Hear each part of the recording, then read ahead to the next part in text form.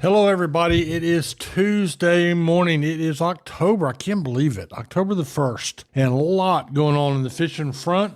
And I will be back to bring you up to date on all of that in just a moment. Scrambling around to different stores, in and out of the car multiple times to make sure you have everything you need for the beach, that can be such a hassle. But not with the Breeze Through in Avon. Breeze Through is your one stop for gas, beer, drinks, ice, sandwiches, snacks, coffee, sunscreen, and the best part? You don't even have to get out of your vehicle. That's right, just sit tight. Breeze Through will bring everything you need right to your car. Looking for a keg for a special event or gathering? Breeze Through is the only store on Hatteras Island who sells them. Breeze Through Avon. Milepost 55 and online at breezethroughobx.com. Teachers Lair Marina in Hatteras Village is the closest spot on the Outer Banks to the Gulf Stream. Just inside Hatteras Inlet, Teachers Lair is fully loaded with bait, tackle, ice, snacks, and drinks for your fun-filled day out on the water. Want to get rigged up to catch the big one? Lee and the gang in the tackle shop can outfit you to catch whatever is eager to get hooked. To see the marina, the tackle shop, or to book a charter, go online to teacheslair.com. Teachers Lair Marina in Hatteras Village. Your fishing venture awaits. Offshore fishing has been really good. From Ocracoke to Hatteras to Oregon Inlet.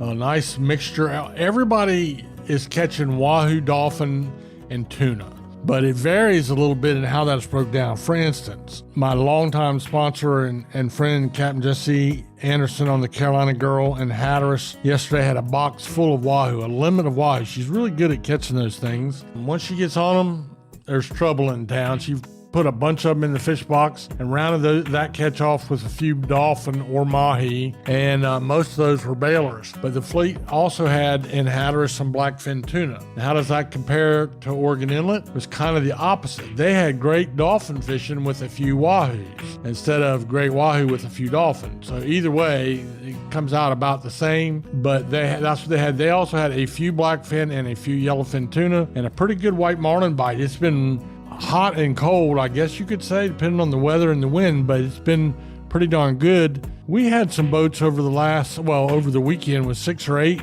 whites or 6 or 8 combined billfish per boat in a day. But we had a boat in Rudy Inlet caught 19 white marlin in one day. I think that was on Saturday. So when we go out of Oregon Inlet and turn north or northeast, we're in, before you know it, we're fishing with the fleet out of Virginia Beach and Rudy Inlet. So, that's all it takes is a little northeast wind to get those fish down our way. We haven't had a lot of that. And of course, we are now in October, but the marlin bite is still on. Although, with this good meat fishing, a lot of the folks will be turning their interest to the fall yellowfin tuna season, the most popular species of the year for fall meat fishing. So we'll see what happens with that. Inshore boats, king mackerels and Spanish mackerel closer to shore for the Hatteras fleet. The Oregon Inlet fleet has been catching ribbon fish, a few king mackerel, some Spanish mackerel, some bluefish closer to the beach as well. So that's been pretty good. A little bit of bottom fishing going on, a few amberjacks and a very scattered cobia on those inshore or nearer to shore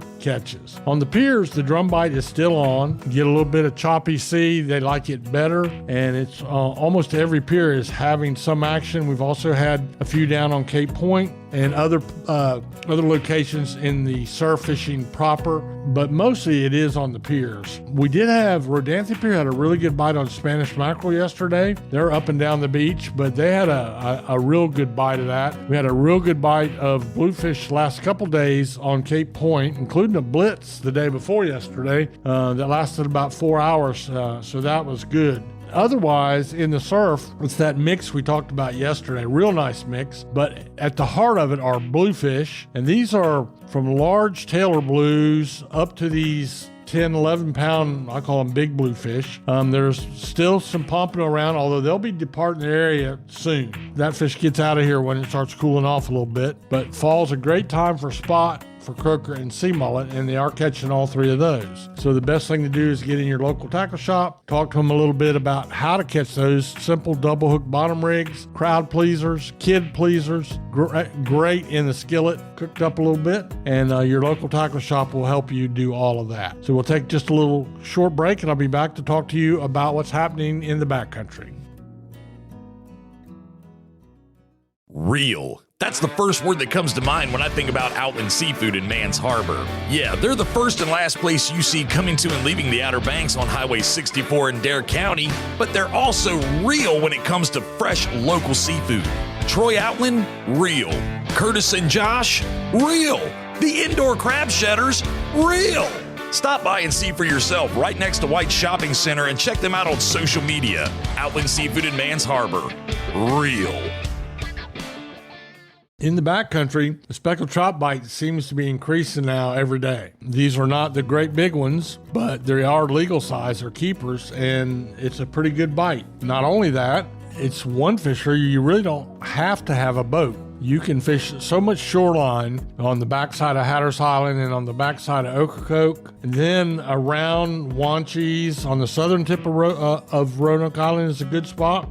But just about anywhere that you can find a shoreline with a little bit of a drop off to it, when these shrimp are running like they're running now, I mean, the trout are here. So it's a great time to do that. A popping cork is your number one rig, a popping cork with a lure behind it, a grub or an artificial shrimp or real shrimp if you have one. But that's also a good way to catch puppy drum, and there's plenty of them around too. There's also some big drum back in the sound. That is a boat fishery. They've been doing really well on those at night. And that is something, if you're going to do it in your own boat, you need to, file a float plan with your wife or your girlfriend or both, and just let someone know where you're going to be, because it's sort of a dusk until just after dark type of fishery. That's the ideal time to do it. It's not the only time. There's some guys catch them during the middle of the day, but those great big ones are feeding up and down the shoals in the evening on blue crabs and shrimp. You need a good fresh piece of mullet. And again, this is where your local tackle shops come in handy, because they spend a lot of time working at getting the freshest bait. So plenty of activity also in the sound, some bluefish, some sheephead, and as we've discovered over the last few days, a good sea mullet bite on the head boats. And those head boats I'm referring to are primarily the ones, well, you got the Crystal Dawn and the Miss Oregon Inlet. Those are the ones I heard the reports from. And so that would be on the northern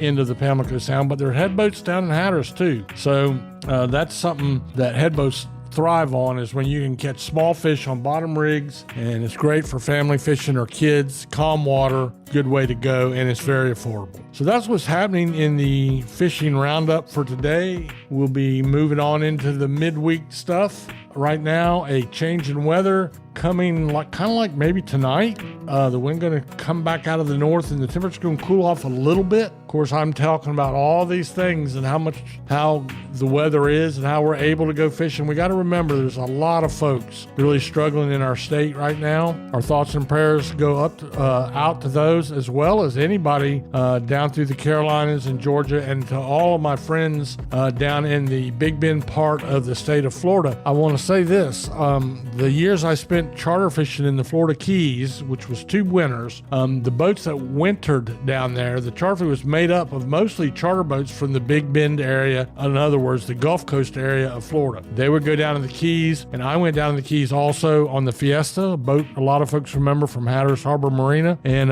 became very good friends, lifetime friends. And those are the guys that took it on the chin in Hurricane Helene. So we just wish them the best, and whatever you can do to help out, there's plenty of ways to contribute. So let's all try to do that if we can. Hope everybody has a blessed day.